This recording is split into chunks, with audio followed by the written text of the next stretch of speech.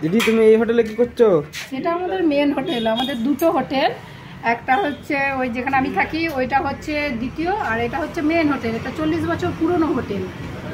চল আমাদের হোটেলের মেন যেখানে রান্না হয়, সমস্ত রান্না বান্না যেখানে হয় সেটা এখান থেকে আবার আমাদের ওই হোটেলে যায়, আগে রান্না করতে হয়। এটা আমাদের রান্নাঘর।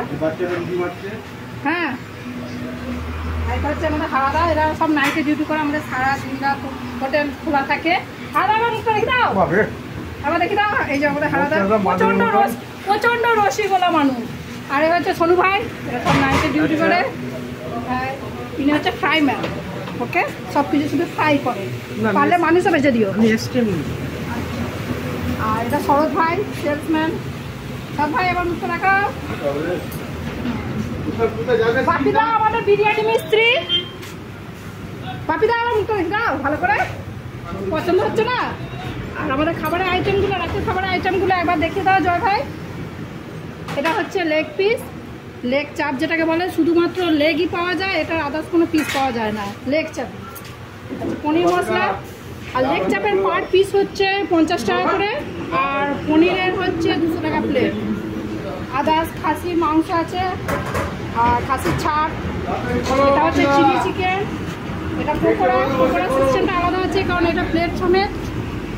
নান, আর রাতে যে ভাত খাবে ভাত। আদার্সগুলো দেখি দাও।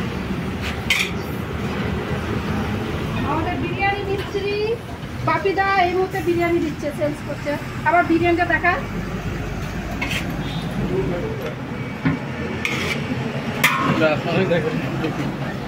এই সাইডটা সম্পূর্ণ বিরিয়ানি কিংবা চাইনিজ স্টলের জন্যই করা আছে, পোকার জন্য এখন একটু এই সাইডে খাবারগুলো বন্ধ রাখা হয়েছে। চলো আমাদের হোটেলটা পুরো দেখি দাও।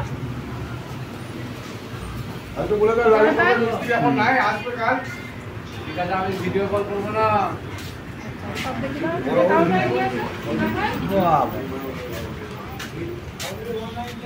আপাতত এটা আমাদের মেন হোটেল। মেন হোটেলের আমাদের মেন হোটেলের ব্লগ আপাতত এখানেই শেষ করে দিলাম। বড়বাবুর ডিউটি এখন আপাতত নেই, এখন ছোটবাবুর ডিউটি চলছে। হ্যাঁ, আমাদের মেন হোটেলের ব্লগ এখানেই শেষ করলাম। আগামী ব্লগের জন্য তৈরি হই।